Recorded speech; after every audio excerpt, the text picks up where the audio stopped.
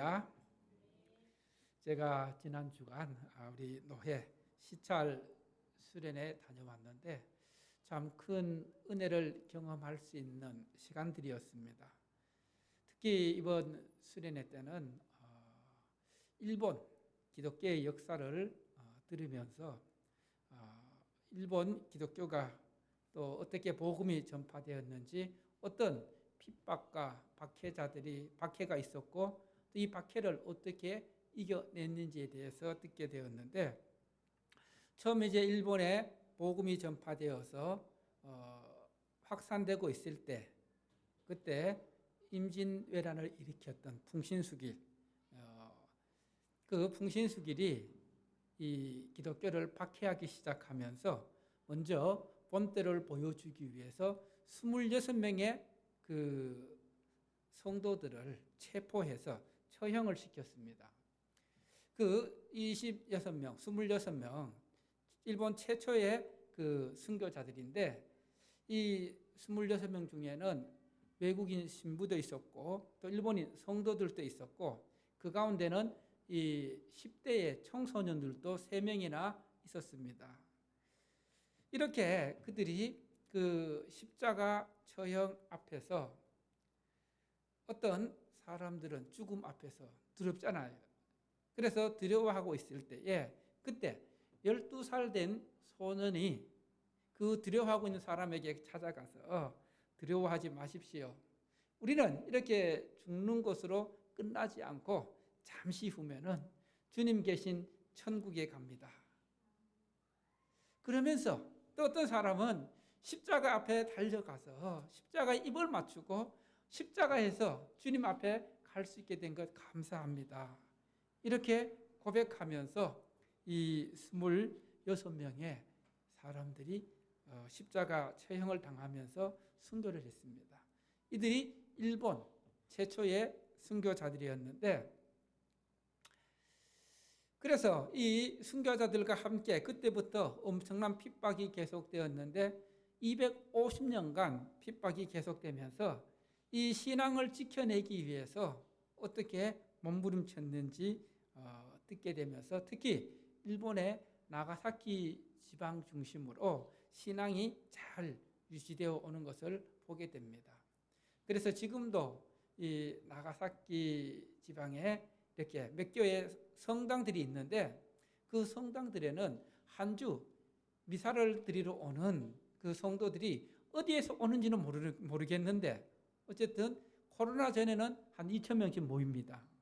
그리고 또 지금 코로나 때 한 600명, 700명 모이고 있는데, 이것이 일본에 임한 하나님의 은혜이구나.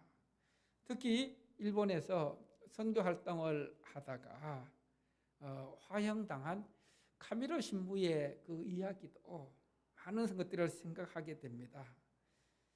이 복음을 믿는다는, 신앙생활을 한다는, 이 복음을 전한다는 그 이유로 체포되었는데, 체포되어서 이 일본 정부에서 모든 사람들이 가장 잘 보이는 그 작은 섬에 이 신부를, 카미로 신부를 이제 화형시키기 위해서 제단을 쌓고 불을 피웠습니다.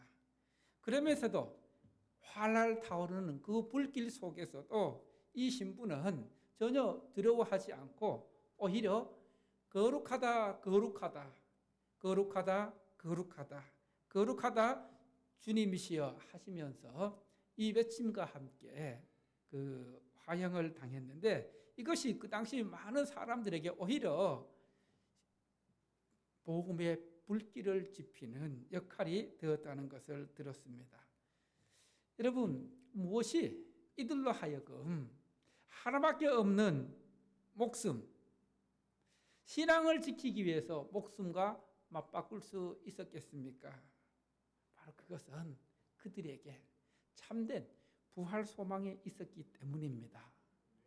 이렇게 부활 소망은 우리에게 있어서 죽음의 두려움도 뛰어넘게 하고 죽음도 극복하게 하는 힘이 있습니다. 능력이 있습니다. 그래서 오늘 본문 말씀을 통해서 우리가 가져야 할 참된 소망, 예수 안에서 가져야 할 참된 소망이 무엇인지를 우리에게 말씀하고 있습니다. 여러분, 현대를 살아가고 있는 많은 사람들이 공통적으로 갖고 있는 그 현상 중에 하나가 무엇입니까? 바로 불안입니다. 불안. 이 불안과 함께 찾아오는 불안의 감정들, 불안감. 정말 어떤 특정한 대상이 없이 막연히 나타나는 불쾌한 정서적 태도, 안도감이나 확신이 상실된 심리 상태, 이것이 불안입니다.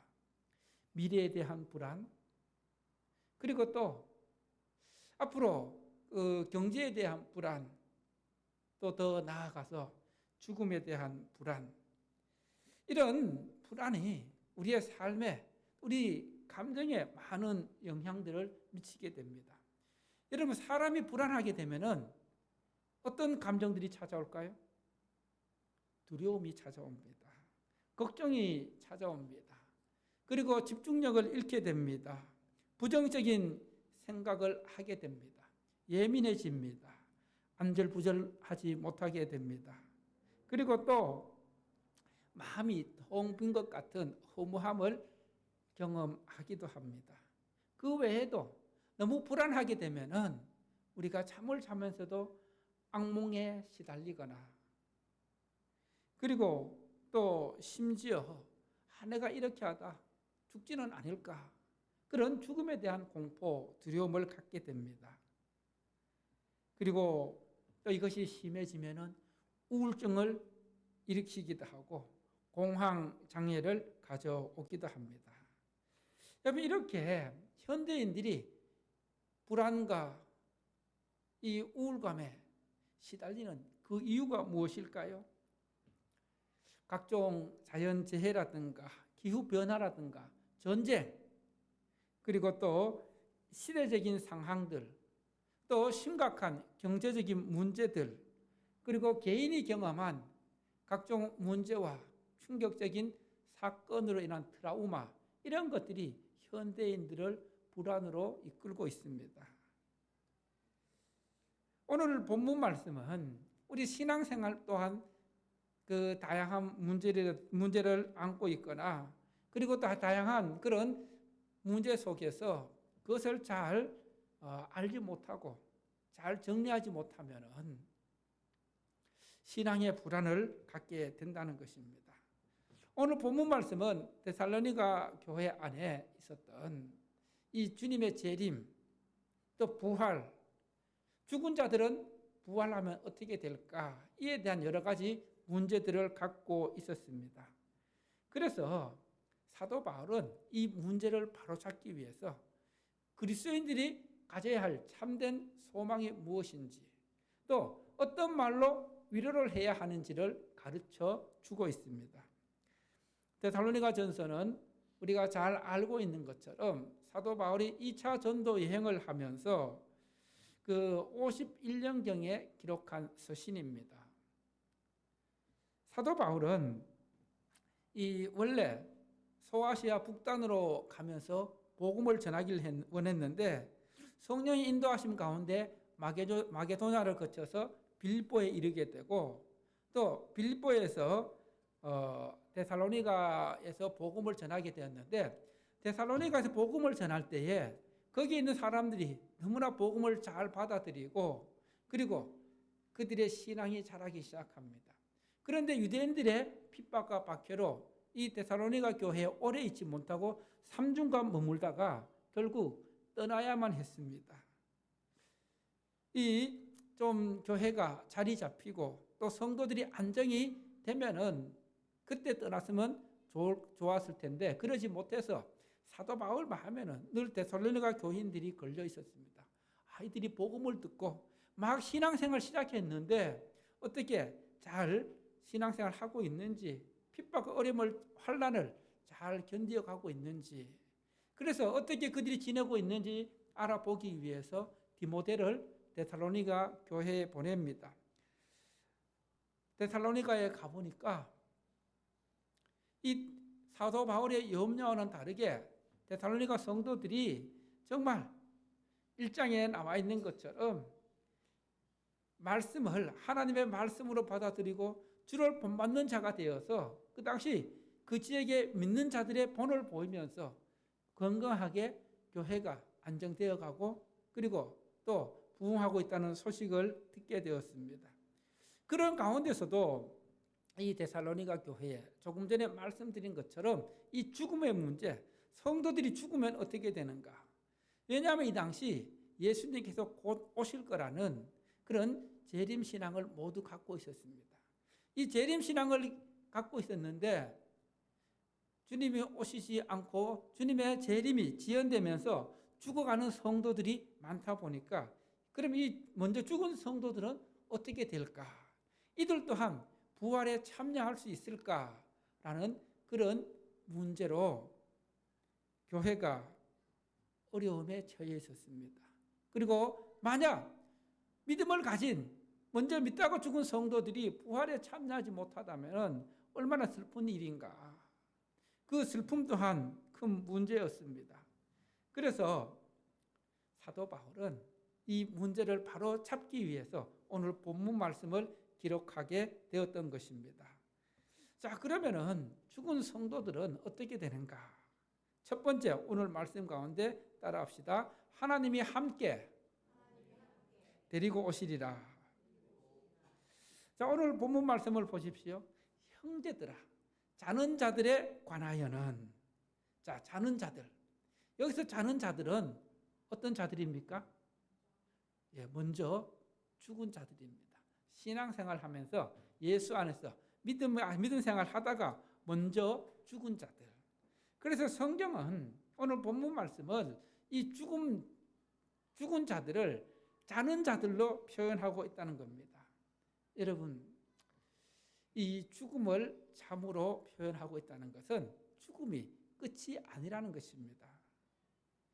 여러분, 우리가 저녁에 잠을 자고 아침이 되면 다시 일어나는 것처럼 바로 예수 안에서 믿음을 가진 성도들은 다시금 깨어난다는 겁니다. 일어난다는 겁니다.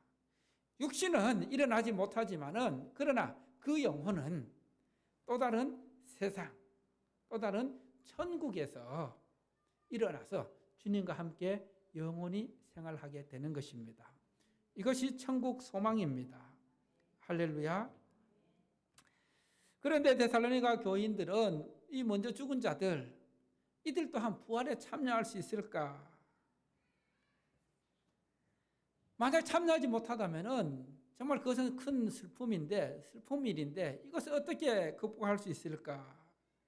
자, 이에 대해서 사도 바울이 어떻게 권면하고 있는지 14절 말씀 우리 함께 합독합니다. 14절 말씀입니다. 시작. 우리가 예수께서 죽으셨다가 다시 살아나심을 믿을진데 이와 같이 예수 안에서 자는 자들도 하나님이 그와 함께 데리고 오시리라. 아멘. 여러분, 예수님께서 죽으셨다가 다시 3일 만에 살아나신 것을 믿으십니까? 믿으십니까? 확실하십니까? 이것이 부활 신앙입니다. 주님의 부활을 확실히 믿는 부활 신앙을 가지고 있다면, 주님의 부활을 믿는다면은 이와 같이 예수 안에서 죽은 자들, 먼저 죽은 신앙인들을 하나님이 어떻게 하신다 했어요? 그와 함께 데리고 오시리라. 바로 예수님과 함께해 부활에 참여하게 된다는 말씀입니다. 여러분, 하나님은 예수님이 죽으셨는데 그 죽으신 예수님을 다시 살리신 전능하신 하나님이십니다. 그 전능하신 하나님이 예수 안에서 죽은 자들을, 자는 자들을 예수님과 함께 데리고 오신다는 이 말씀 믿어지십니까? 우리의 그 지성과 이성과 논리로는 설명이 안 되는 말씀입니다. 과학적으로도 증명이 안 되는 말씀입니다. 그러나 하나님의 말씀은 과학적이 아닙니다. 그리고 또한 역사적으로 그리고 인간의 논리와 지성으로 이 합리화되는 그런 것도 아닙니다. 하나님의 말씀은 따라합시다. 하나님의 말씀은 역사와 과학과 인간의 지혜와 지성을 뛰어넘는 전능한 하나님의 말씀이다.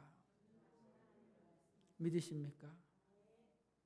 그 대표적인 게 무엇입니까? 태초에 하나님이 천지를 어떻게 했다? 창조하시니라. 천지를, 이 세상의 우주 만물을 창조하실 분은 오직 전능하신 누구? 하나님 한 분밖에 없다는 겁니다. 할렐루야. 바로 그 전능하신 하나님께서, 예수님을 다시 살리신 하나님께서 예수 안에서 죽은 자들을 예수님과 함께 데리고 오신다는 그 말씀, 하나님의 말씀입니다. 그래서 예수 안에서 죽은 자들의 의문을 갖고 있던 데살로니가 교인들은 이 말씀을 들었을 때, 사도 바울의 이 권면을 들었을 때에 속이 뻥 뚫리는 듯한 그런 은혜를 경험하게 되었을 것입니다. 그리고 이 말씀은 죽은 자들이 부활에 참여하지 못한다는 그런 그 사실 때문에 슬픔에 빠져있던 많은 성도들에게 위로가 되었습니다. 그리고 더 이상 이제 이에 대해서는 흔들리지 않는 견고한 신앙을 갖게 되었습니다. 여러분, 사도 바울이 이렇게 죽은 자들에 대해서 쓰고 있는 이유가 무엇입니까? 바로 13절 말씀 보십시오. 이 말씀은 소망이 없는 다른 이와 같이 어떻게 하지 않기 위해서? 슬퍼하지 않게 하기 위해서. 여러분, 소망이 없는 자들은 이 죽음을 경험하게 되면 큰 슬픔에 빠진다는 겁니다.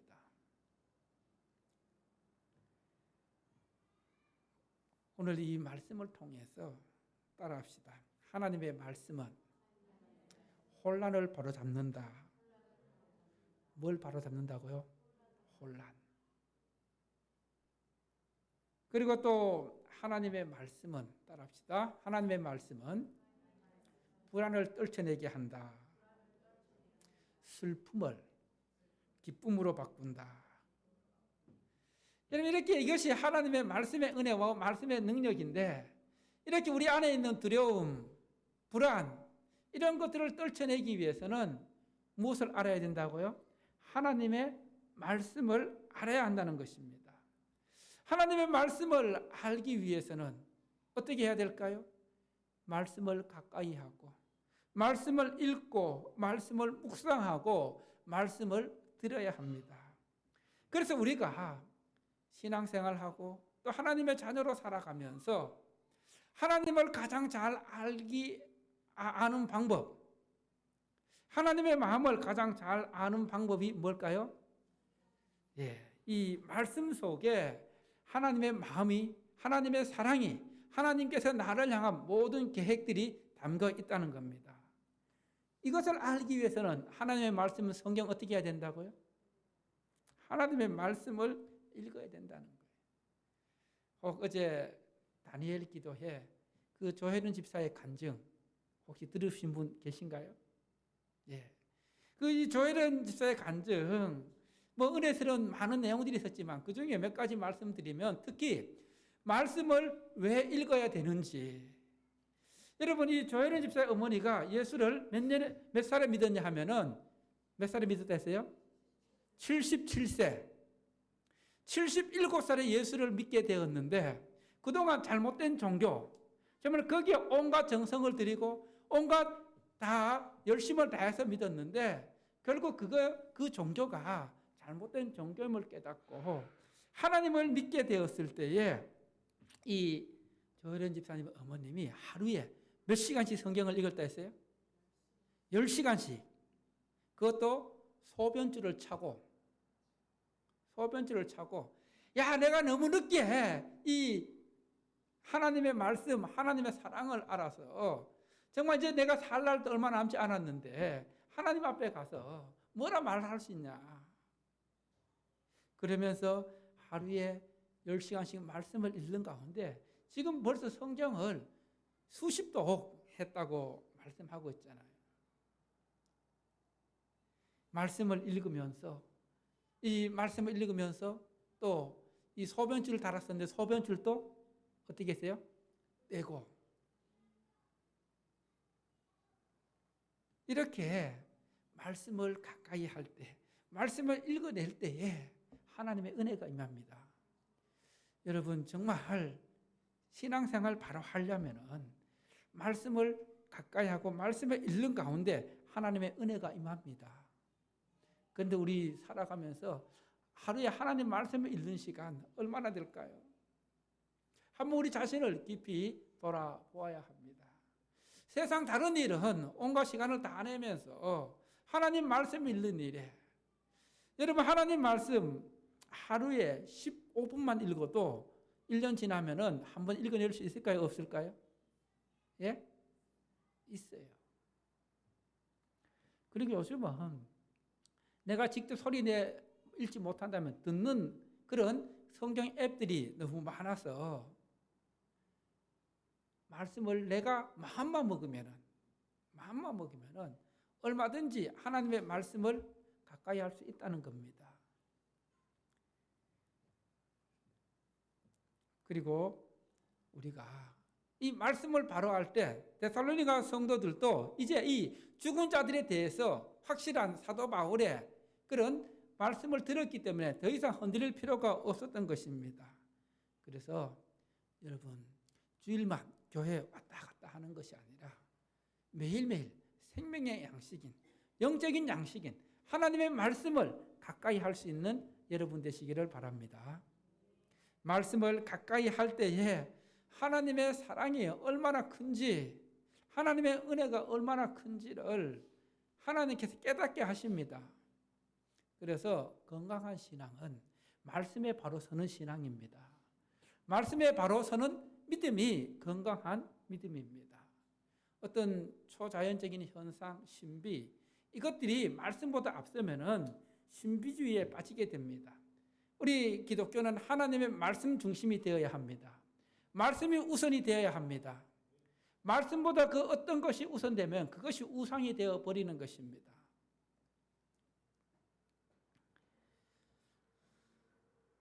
두 번째로, 죽은 성도들은 어떻게 주님을 영접할까? 따라합시다. 죽은 성도들이 먼저 일어나 주님을 영접한다.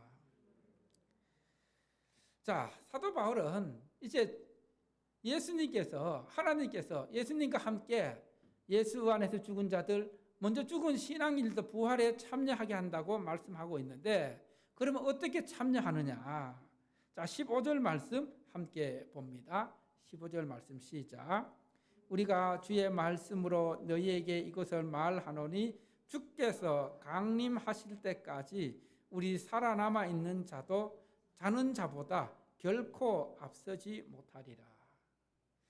여러분 주님 다시 오실 때, 주님께서 재림하실 때, 주님께서 강림하실 때 살아있는 자들이 먼저 주님을 영접합니까? 아니면 신앙에서 죽은, 믿음 안에서 죽은 자들이 먼저 일어납니까? 죽은 자들이 먼저 일어난다고 분명히 말씀하고 있습니다. 그리고 사도 바울은 계속해서 주님께서 오실 그때의 상황을 선명하게 말씀하고 있습니다. 여러분 주님께서 강림하실 때 어떤 현상이 일어납니까? 호령과 천사장과 하나님의 무슨 소리? 나팔 소리 가운데, 천지가 진동하는 가운데 그리스도 안에서 죽은 자들이 먼저 일어나고, 그 후에 믿음 생활 잘하고 있는, 신앙생활 잘하고 있는 이 살아있는 자들이 공중으로 들려 올라가서 주님을 영접하고 주님과 함께 부활에 참여하게 된다고 말씀하고 있습니다. 이런 사도 바울의 권면은 데살로니가 성도들에게 큰 힘을 가져다 주었습니다. 소망을 가져다 주었습니다.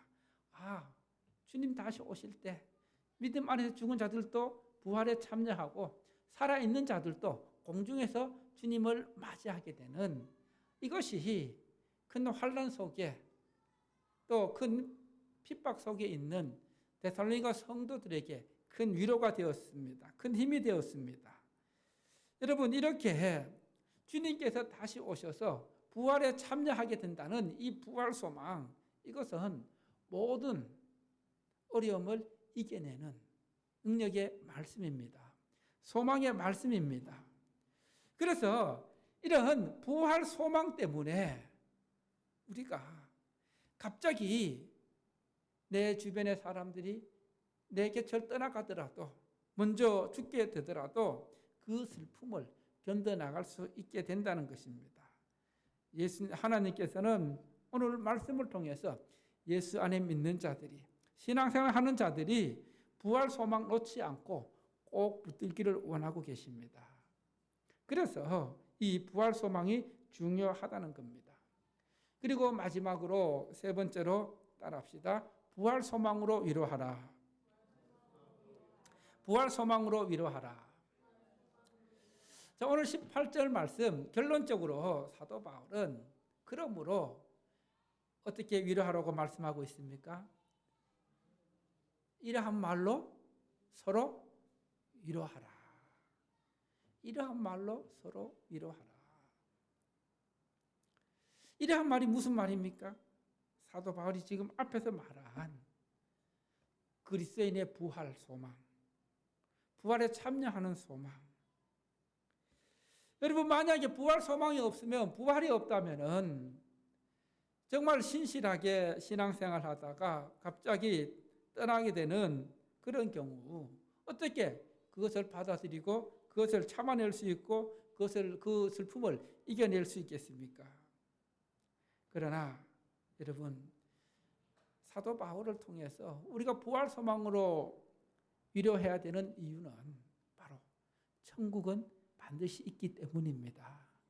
그리고 우리가 믿음 생활 잘하고 주님 앞에 가게 되면은 바로 반드시 부활의 그 기쁨과 또 우리가 그토록 만나고 싶어하는 믿음의 동력자들, 사랑하는 가족들, 그리고 또 영원한 그 하나님 나라에서 이제 영원히 살아갈 수 있는 소망이 있기 때문입니다. 여러분, 우리가 사용하는 말들 중에서 아름다운 좋은 말이 가장 많이 있기도 하지만은 그 중에서 소망이라는 말도 굉장히 우리에게 힘이 되는 말씀입니다. 위로가 되는 말씀입니다. 여러분, 소망이 없다고 생각해 보세요. 얼마나 절망이 찾아오겠습니까? 그러나 우리에게는 부활 소망이 분명합니다. 부활 소망이 분명히 있습니다. 우리에게 있어서 가장 분명하고 큰 소망은 부활 소망입니다. 이렇게 우리가 부활 소망, 또 하나님 안에서 말씀의 소망을 갖는다는 것은 바로 하나님을 향한 무조건적인 신앙을 가질 때 그 소망을 붙잡을 수가 있습니다. 할렐루야.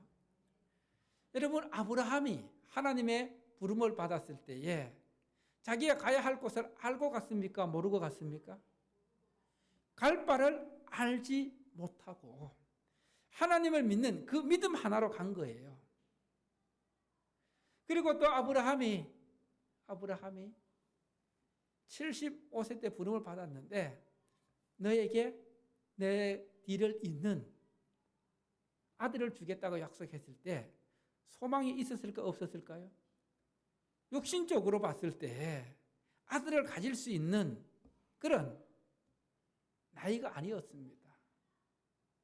그럼에도 하나님의 말씀이니까 소망을 가지고 믿었습니다. 그래서 몇 세 때 아들을 얻었어요? 100살 때. 이게 하나님의 말씀의 능력, 소망의 능력이라는 것입니다. 그리고 또 아브라함이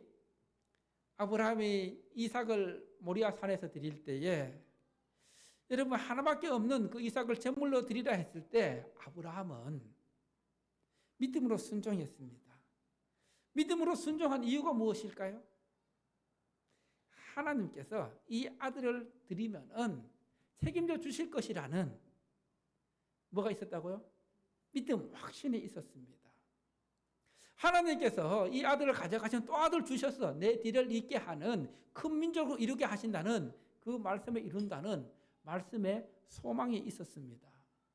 그 소망들이 바로 믿음의 행동을 낳게 했고 하나님을 기쁘시게 했습니다. 여러분, 바로 이것이 소망의 은혜고 소망의 힘입니다.